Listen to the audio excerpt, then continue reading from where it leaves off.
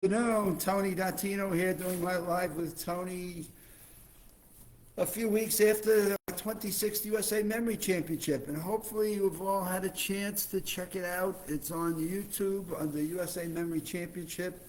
It's now 2 hours and 1 minute. We did a lot of work this year to streamline it so people would be more apt to watch it and see the whole event and see it maybe in half-hour increments. So it's out there, YouTube USA Memory Championship.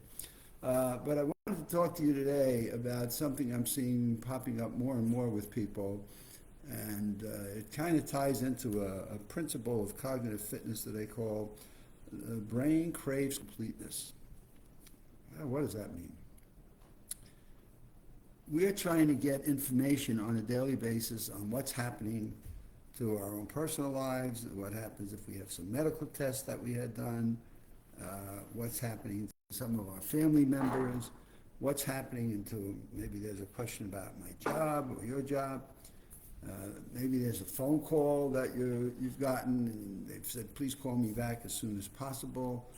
And your brain is craving the completeness. And that craving, when it lasts for hours or even a day, adds to stress. It adds to an anxiety in a level like, why did this person call me? Why did they send this to me? What's happening to our family members? What test results am I waiting to get? When is my doctor's appointment? How can I not get the results of it like right away as soon as I take an X-ray or an MRI or a CT scan? I need completeness. And when I don't have that completeness, my cognitive well-being is impacted. It certainly adds to my stress level. It certainly adds to building up a level of anxiety. It certainly puts me in a frozen position. And so to a point of your mental fitness, I would say, what's realistic and reasonable about getting the information and the answers to the questions that you are craving? And so the principle I'm talking about today says when we don't have that completeness, when we filled in those blanks that are driving our emotion and driving our logic to say, I need to know what my test results were, I need to know how my family is doing, I need to know how somebody's doing on a trip that they've taken, I need my grandkids to keep me posted on some of the challenges that they may be having, somebody that's looking for a job, how are they doing, somebody that's had some medical issues, what are their issues and how are they feeling out. These are all of the things in our life that have what I call blanks that need to be filled in to minimize the anxiety levels and the stress levels that clearly are impacting our mental well-being. So I think of this when I go for MRIs, and I've certainly had a number of them at my senior level of living. And it used to be that you could get a tech after your MRI was done to at least give you an indication, hey, everything's going to be okay, or you know what, you need to see your doctor, which sends you off the cliff anyway. But the medical field stopped doing that. They said, well, now you have to wait to see your doctor. Now you have to wait to get your results. I can't give them to you anymore. My radiologist can't give them to me for x-rays, my CT scan. Nobody can give you anything anymore. But what's crazy to me is they post it out to your files. You have My Chart, which has now become popular for medical facilities, and they'll post those out. And so you go to, you post it, and you read these files, and you get more crazy because you read something that you don't completely understand, and you don't know what the doctor's recommendation is going to be. So we have this craving for completeness and filling in blanks that we live with every single day. So you get some information and you get some part of it. What you want to know is, what do I do with it? I got a piece of a blood test result back. Okay, what's this going to do? My A1C has gone up. Okay, my A1C, my blood sugar, okay, it's gone up a little bit. Okay, what do I stop eating? When am I going to see the doctor?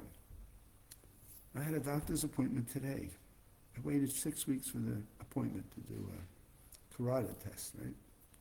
Every 2 years I try to do that, try to follow a blockage in my carotids. I get a call on Wednesday, we're gonna have to postpone your appointment. The technician that does that test is not gonna be able to do it. Well, how soon can I get in to see him? Like, how about next week? Oh, no, we have to look at the schedule, we have to put you out on the schedule, and by the way, it isn't gonna be till, how about the middle of October? And I'm like, wait a minute, I was supposed to be doing it on Friday, September the 5th, and you're telling me the earliest you have for me is October 21st, the 2nd? Is there something wrong with your understanding of human completeness? And then the doctor appointment has to move out past that. So now instead of seeing the doctor on September the 12th, I get to go see the doctor in November? The people understand in the medical world how humans crave completeness. Their mental health is as important to them as their physical health. And the mental spinning that people put themselves through when they're not being given information, first of all, critical to their own well-being and to their own medical conditions and what they can do and how to get into action. I'm an action guy. What do you want me to do? I need to get this information so I know what I can be doing and I know how I can plan the next 3 months of my life. How about family members? Right? Family members, God, my grandkids have to go at times, they've had to go for their own tests. You know, Grandpa wants to know, did you get to your appointment? What was the result? And the grandkids are a little bit more lackadaisical about this. I guess they have an impatient grandpa. But the fact of the matter is that I follow the people that I care about in any situations they're in. And I want to know first what's happening and can I help? Is there anything I can do to be helpful? And I think grandparents are like that. What can I do to help you? And so as you go down the line, the grandkids sometimes don't want to worry you anymore. They don't want to worry grandma and grandpa. So you have this back and forth that goes on that craves the completeness in the communication process that generates a level of stress and anxiety and cognitive interruptions, meaning it impacts our memories, it impacts our ability to focus on what's important to us in the moment. And so we lose ourselves in the past or in the future or what's happening, and we make up these stories. I talked about the gig on my last broadcast, so we make up these stories that just grow into these massive trees of worry, anxiety, and cognitive impact. And I've often wondered, why don't they teach some of these principles in medical school? And I get the doctors, when I've worked in helping some doctors pass medical tests and stuff with the work that we do in the factors of maximizing memory. But very few doctors are ever taught interpersonal skills. And understanding the anxiety that patients go through that led to stress, and we keep hearing stress is not good for us, and so it's going to impact our whole body's biological systems, including our cognitive well-being.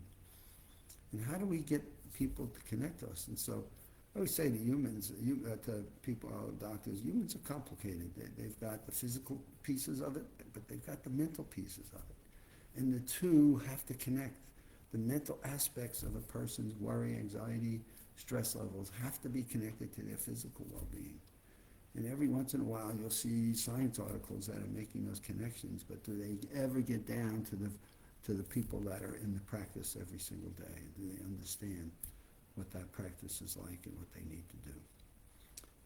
And as I've, over the last few days, had several situations and friends or family in that situation, it made me think about, my goodness, let me do my live with Tony on Friday to talk about these blanks that people have in their minds, these cravings for getting information, and then can they trust and believe it? Do I believe what I'm hearing on the news? Do I believe what I'm hearing from my doctors? Do I believe what I'm hearing from the neighbor? What do I need to believe? And we'll save that one for another day. But right now, I just wanted to focus on the stress we have when we have a craving for completeness or getting information that's important to our well-being or for those that we care and love and are part of. And I am amazed that this is another week gone by. It's a couple of weeks since the memory competition already. We're already starting to think about the 27th. And I hope you all have a good weekend. And hopefully it doesn't rain this weekend and you all enjoy a little bit of sun and still hang on to a little bit of the summer season before September rolls through us and it's autumn. See you next week.